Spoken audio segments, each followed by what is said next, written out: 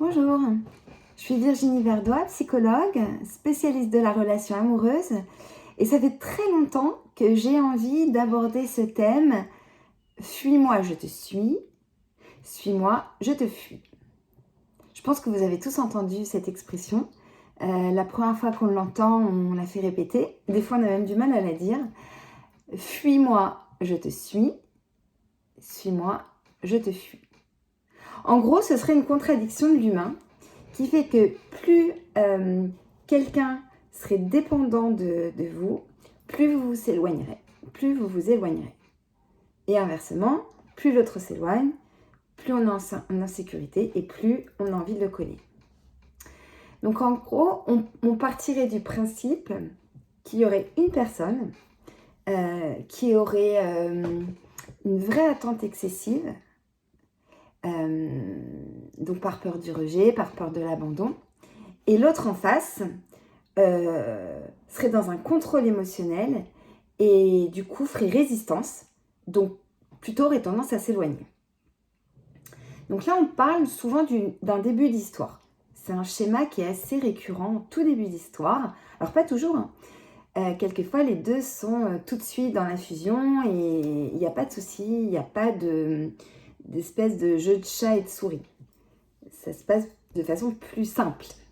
Mais quand on est un peu dans des types d'attachements comme ça, qui sont totalement éloignés, ça peut générer beaucoup de frustration de part et d'autre.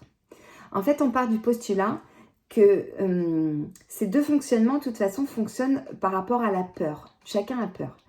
Il y en a un qui a peur d'être abandonné, donc il va plus s'accrocher, et l'autre qui a peur d'être contrôlé et qui a peur d'être collé. Peur de l'amour peut-être un peu évitant. Et du coup, les deux ont peur. Et évidemment, la forme est totalement différente. Il y a quelque chose d'important.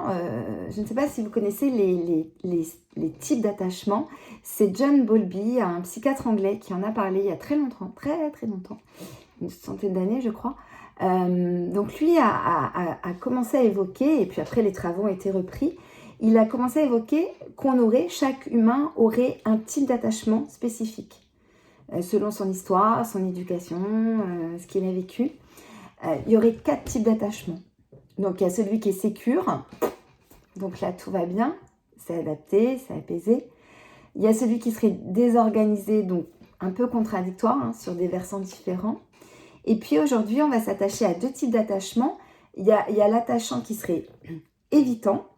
Donc c'est celui qui aurait tendance à contrôler ses émotions, qui lui aurait tendance à fuir la relation. Et il y a celui à l'inverse qui aurait un attachement anxieux.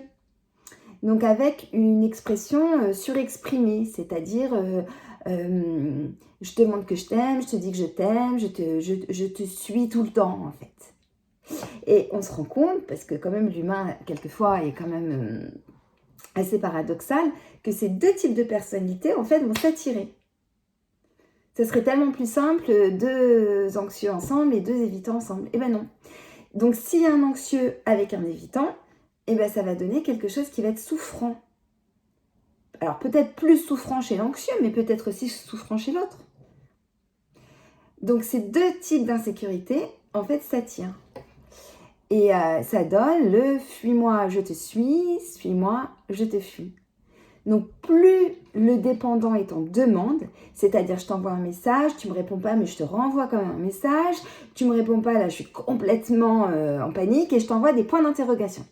Ou alors un truc un peu, tu pourrais me répondre. Et qui du coup provoque l'effet complètement inverse de l'effet escompté. C'est-à-dire que l'autre se sent justement complètement contrôlé et un peu harcelé à la limite. On laisse venir. Voilà. Donc c'est important de prendre conscience de ce schéma. C'est un schéma qui est évidemment difficile, hein, on pourrait dire peut-être un peu toxique. Mais si c'est au début d'une relation, ça peut faire partie du début d'une relation. Si je commence un truc et je vois que l'autre est tout feu, tout flamme, ça va peut-être moins me faire vibrer que si je sens que l'autre est énigmatique, tout ça. Hein. Ça peut faire partie du jeu du début d'une relation. Après, bien sûr, il ne faut pas que ça se fige. On ne peut pas être dans ce « fuis-moi, je te suis, suis-moi, je te fuis » toute une histoire. Hein. Sinon, on devient dingue. Donc là, on serait vraiment dans un début. Donc, on prend conscience de ce schéma. Et typiquement, si y en a un qui vous dit « Oh là là, ça va trop vite », eh ben ça, c'est un signe qui veut dire « Oh là là, t'es un peu dépendante, ça me fait peur, attention ». Donc, si on ne réajuste pas ça, ça va être difficile. On risque de beaucoup souffrir. Donc, pour réadapter, qu'est-ce qu'il faut faire? Eh ben, c'est que les deux, parce qu'il n'y en a pas qu'un qui va essayer de bosser.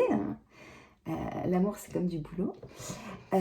Donc, celui qui est plutôt dépendant et qui va tout le temps suivre l'autre, eh bien, celui-là, c'est essayer de travailler sur la confiance en soi, la confiance en la vie, la confiance en l'histoire, et se dire que quoi qu'il se passe, de toute façon, le monde ne va pas s'écrouler. On s'en remet. Donc, plus je me détends, plus je fais des choses pour moi, plus je me concentre ailleurs, moins je vais être complètement obsédée sur ce qu'il m'a répondu, oh là là, il m'a pas répondu, oh là là, il est avec telle personne, oh là là, il me donne pas de nouvelles. C'est ingérable. Donc, plus je me détends, plus je me fais confiance et tout ça, ben moins je vais envoyer le message à l'autre, et puis surtout, moins mes réponses vont être dans la demande. Je vais envoyer des messages super drôles, des photos, des trucs légers, on rigole, mais pas des trucs de sécurise-moi, rassure-moi. Parce que ça fait très très peur à celui qui est évitant. Et du coup, il va fuir. Et il va pas vous envoyer de message. Ou alors des messages un peu pourris, quoi. Enfin, des messages qui servent à rien. Il va vous parler de la météo. Et ça... Donc l'autre, celui qui est évitant, et bien évidemment, pour que la relation fonctionne, il va falloir aussi qu'il se détende. Et qu'il arrive à un peu mieux exprimer ses émotions. Il va un peu plus exprimer ses émotions. Donc, s'il est bien dans la relation, être un peu plus sentimental. Du coup, ça va rassurer celle qui est quand même un petit peu anxieuse. Et comme elle va être rassurée, elle va être moins demandeuse. Et là, on va réussir à trouver un équilibre qui fait que la relation va pouvoir s'installer. Mais quand c'est déséquilibré, quand c'est tout le temps le même, qu'on voit un nombre de messages élevé, très longs messages, c'est tout le temps celui-là qui appelle, qui propose de se voir, on voit bien qu'il y a un déséquilibre. Donc plus je vais être comme ça, plus l'autre va avoir envie de fuir. Alors souvent on me dit, bah oui mais si je fais pas ça, il va vraiment s'en aller, alors que je l'aime. Eh bien bizarrement, l'humain est comme un esprit de contradiction. Plus vous allez vous accrocher, avoir l'envie d'être sécurisé, et plus l'autre aura peur d'être collé, et plus il va fuir. Donc, je me fais confiance. Je fais confiance à cette histoire. Et si cette histoire ne doit pas fonctionner, eh bien, mon chemin sera ailleurs. Mais je m'accroche pas comme une petite fille qui en demande comme ça et qui implore, parce que l'autre, ça le fait absolument fuir.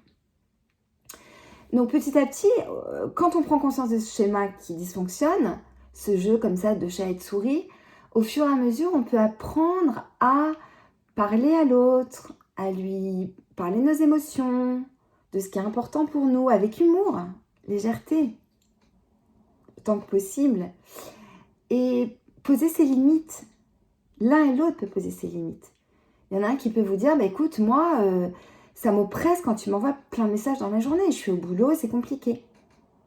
Et l'autre, sa limite peut être de dire, bah moi, si tu m'envoies pas au moins un message par jour pour prendre de mes nouvelles, bah ça me convient pas. Donc je pose mes limites, je pose mon cadre, sans attente excessive. De part et d'autre, hein, bien sûr. Donc toutes les histoires ne commencent pas sur ce schéma, mais ça peut.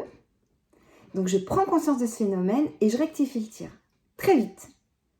Pour qu'ensuite, petit à petit, on se détende ensemble et qu'on arrive à construire, à aller vers l'intimité. L'intimité, c'est se confier à l'autre.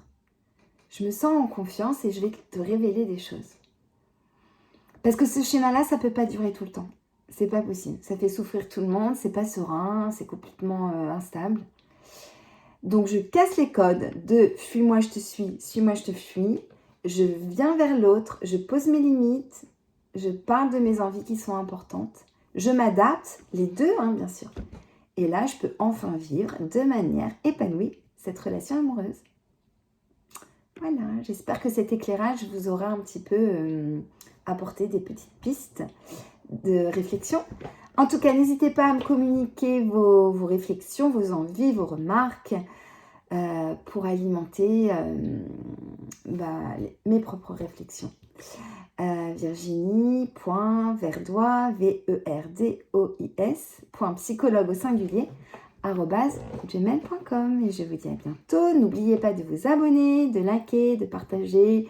Voilà, à tous les gens que vous aimez, tous les gens à qui ça pourrait aider, bien sûr. Et je vous dis à très bientôt.